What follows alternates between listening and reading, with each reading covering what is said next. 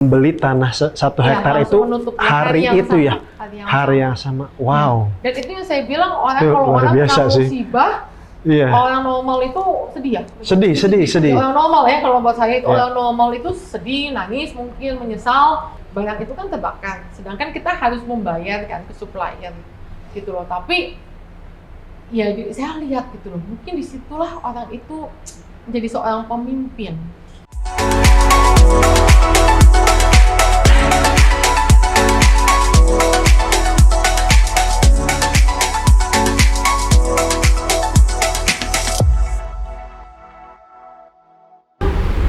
Dengar juga kan Papi Cici itu sangat disiplin ya. Ya, Disiplin tuh salah satu kunci suksesnya juga ya Ci ya. Ceritain Ci soal kedisiplinan beliau.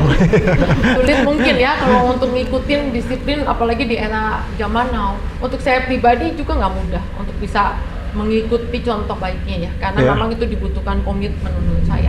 Bangun tidur beliau mungkin jam 5, 5.30 tiap hari ke gereja. Iya. Nah, itu yang menurut saya satu nilai yang baik.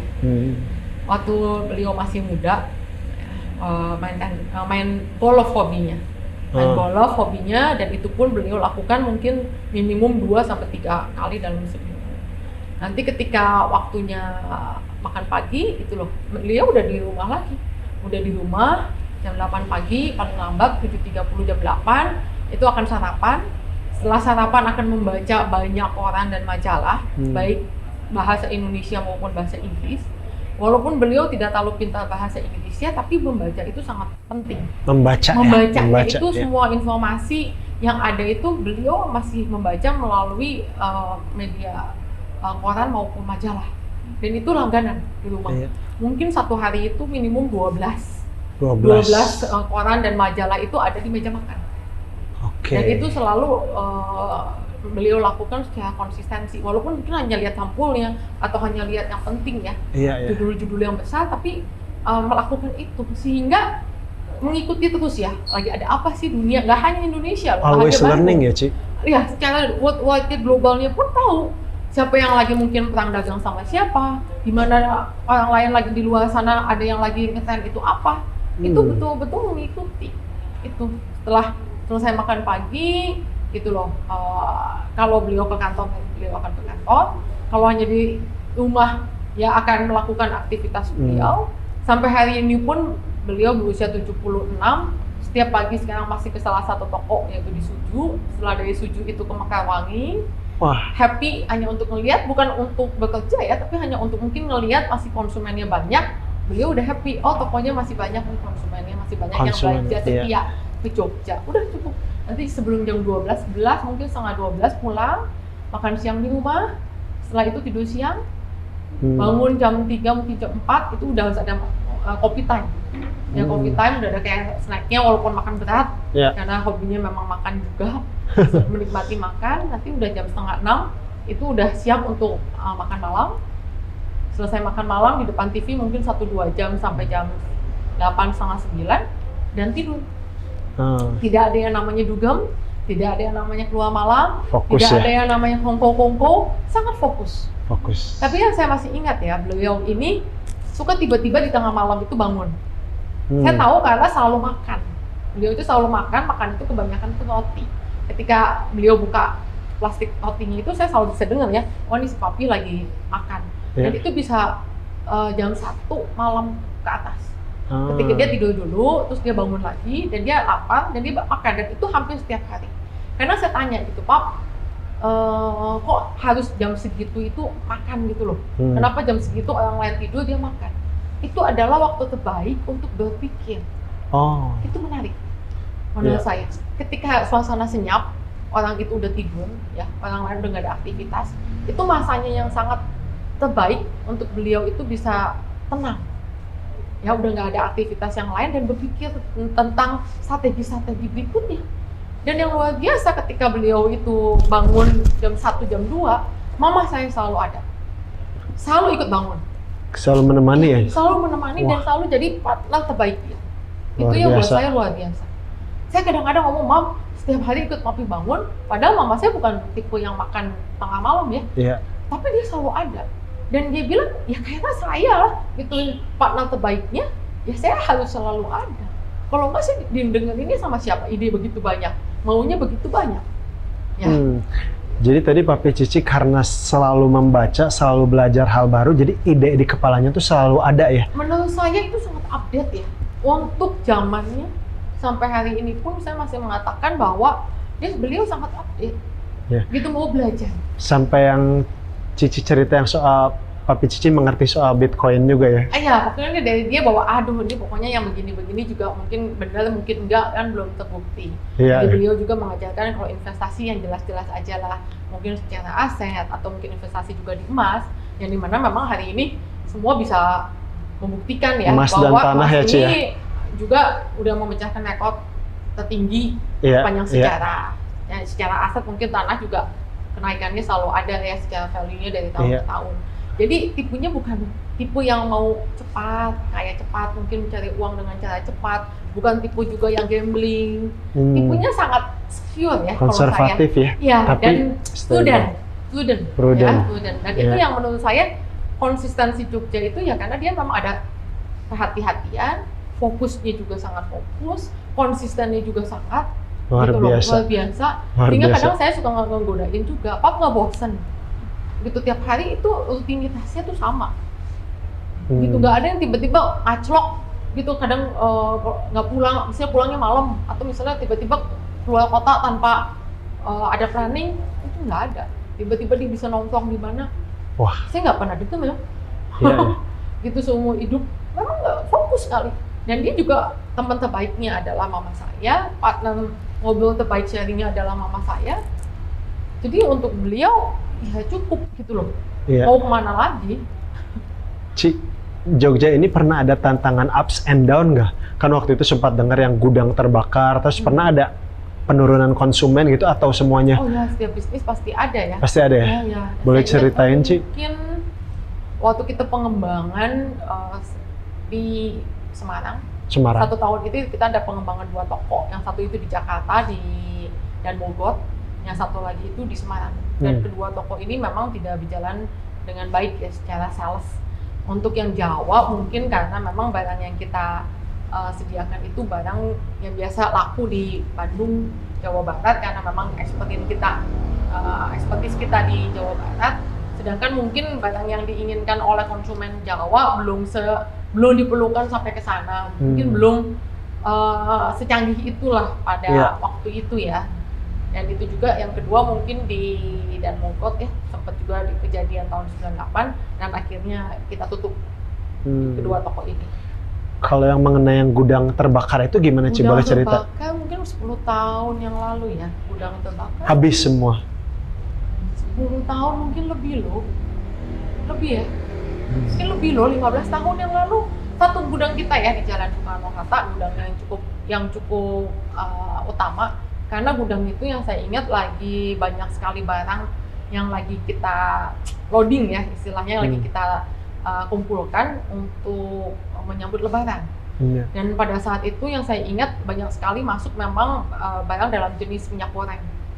Sehingga sulit sekali ketika eksiden kebakaran itu terjadi untuk dipadamkan. Karena kan air nggak bisa disatukan dengan minyak ya. Ya sehingga memang apinya itu 3 hari juga, walaupun bandwil pemadam kebakaran 1 Bandung Raya sampai ke luar Bandung dikerahkan juga sulit ya? Sulit. Wah. Sulit. Terus waktu itu kan salah satu yang jajaran tinggi Pak Susanto juga ya, Pak Susanto memberikan kabar ke Papa Cici ya. Terus gimana tuh maksudnya? Tanggapannya gimana? Tanggapannya beliau datang ke Bandung, itu kejadian kebakarannya itu di weekend, di Sabtu. Minggu juga apinya masih nyala, masih banyak. Hari Senin papa saya langsung terbang dari Singapura sama mama saya ke Bandung. Waktu itu masih ada penerbangan direct ya dari Singapura ke Bandung. Langsung beliau ke kantor. Di kantor beliau mengatakan, udah jangan ditangisin, yang udah nggak ada. Oke, kita nggak usah ditangisin, nggak usah disesalin. Ayo kita cari lagi tempatnya. Ayo kita sama-sama positif gitu loh. Ke supplier juga jangan sampai ada utang-utangan. Semua kita punya barang yang udah kebakar dan kita punya komitmen ke supplier juga tolong diselesaikan semua pada waktunya, on time gitu loh. jangan dirugikan supplier. Dan yang berikutnya itu ya pada hari yang sama, di hari Senin itu beliau menemukan satu lahan yang gedenya itu 1 hektar. 1 hektar. Ya, itu yang sampai saat ini menjadi kantor pusat Jogja ya, di Jalan Tulisan Buah Batu nomor 12. Luar biasa, dan dengar dari ceritanya langsung Papa Cici membeli tanah 1 hektar ya, itu hari itu sama, ya, hari yang sama. Wow. Dan itu yang saya bilang orang Itu kalau luar orang biasa kena sih. musibah, Iya. orang normal itu sedih ya. Sedih. Orang normal ya, kalau buat saya itu Ya. orang normal itu sedih, nangis, mungkin menyesal karena cukup banyak juga maksudnya nilai value barang yang ada di dalam sana, dan barang itu kan terbakar. Sedangkan kita harus membayar kan ke supplier gitu loh. Tapi ya saya lihat gitu loh, mungkin disitulah orang itu menjadi seorang pemimpin. Makanya orang itu mungkin jadi orang yang dipilih ya, kalau buat saya sendiri gitu loh. Ketika orang sedang sedih, ketika orang sedang terpuruk, kok dia bisa berbesar hati, let go aja udah, gak usah dipikirkan, ya udah let go gitu loh, dengan hati besar. Ya. Luar biasa loh, membeli tanah di hari yang sama ya. Di hari yang sama. Wow. Dan besoknya kita meeting itu udah ada itu. Iya. Ayo semangat lagi, gitu, ayo dibangun, ayo dalam waktu 1 tahun bisa selesai. Kita udah bisa punya kantor baru yang besarnya jauh lebih besar ukurannya. Wow. Dan itu kan beliau memberikan mimpi lagi kan? Iya. Di mana orang lagi sedih. Berarti Papi Cici selalu mempunyai mimpi ya? Yang positif ya. Iya. Yang saya lihat selalu positif gitu loh. Dan selalu memang beliau memiliki mimpi lebih besar. Iya. Gitu loh, ketika gudang ini terbakar, dia selalu mencari, ayo dong cari lokasi yang lebih besar. Saya harus cari lokasi lebih besar, sehingga malah karena memiliki lokasi yang besar ini, sampai hari ini kita punya gudang yang juga menyatu dengan kantornya. Kita sampai beli sistem pegunangan yang lumayan canggih. Jadi secara mesin udah pegudangan ini mungkin salah satu yang modern juga untuk di Kota Bandung. Dan itu sangat bisa menghemat biaya tenaga kerja di dalamnya dan lebih efisien kerjanya. Dan sampai hari ini dari 1 hektar itu mungkin udah nambah lagi ya, gitu, udah expand lagi. Udah tambah lagi? Udah tambah lagi karena gudang dan kantor itu sekarang udah jadi satu. Cici boleh ceritain nggak cerita waktu Papi Cici tuh nyuruh staff untuk lihat kebun buah di tanah yang baru? Tanah yang baru. Ya, ketika beliau sudah menemukan ini lokasi baru, beliau bilang bahwa coba lihat ke sana, di sana banyak buahnya, banyak, ada pohon jeruk, ada pohon segala lah buah. Coba nanti kalau ada waktu habis makan siang, itu cuma di pengkolan belakang di jalan yang sama sebenarnya ya, di daerah Soekarno-Hatta kan. Coba dilihat. Jadi saya langsung ketika beliau mengatakan itu, siang itu juga saya ke sana mampir. Mungkin saya dan ada beberapa staff ya. Dan itu kita lihat gitu, wah tanahnya besar sekali gitu loh, memang buahnya banyak. Sampai kita bilang, gimana cara ngebersihinnya, gimana cara, mungkin karena itu adalah, seingat saya ya, lokasi pengepulkan taksi, salah satu taksi Kota Bandung, yang dimana sebenarnya nggak ada yang tahu juga bahwa lokasi itu ada di situ, karena ketutup bedeng lokasinya, gitu loh. Ketika itu ada, kita bilang, loh kok tempatnya juga bagus, kok tempatnya juga besar. Dan ketika kita masuk sendiri dengan mata kepala, kita lihat kan, kok besar sekali kantornya, bisa jadi macam-macam lagi nih, bisa jadi segala macam disatukan di situ. Ditanamkan mimpi lagi ya? Mimpi lagi kan akhirnya. Dan itu kita mau jadi semangat lagi nih. Waduh, kita tambah berapa banyak staff di dalamnya. Kita bisa departemen semua, bisa jadi masuk ke sana, mungkin lantainya juga nggak cuma 1 dan 2 lantai, walaupun 3 lantai, bahkan sampai 5 lantai. Kita punya gedung di lantai atas hari ini, kita punya gym. Jogja itu punya gym. Asik ya?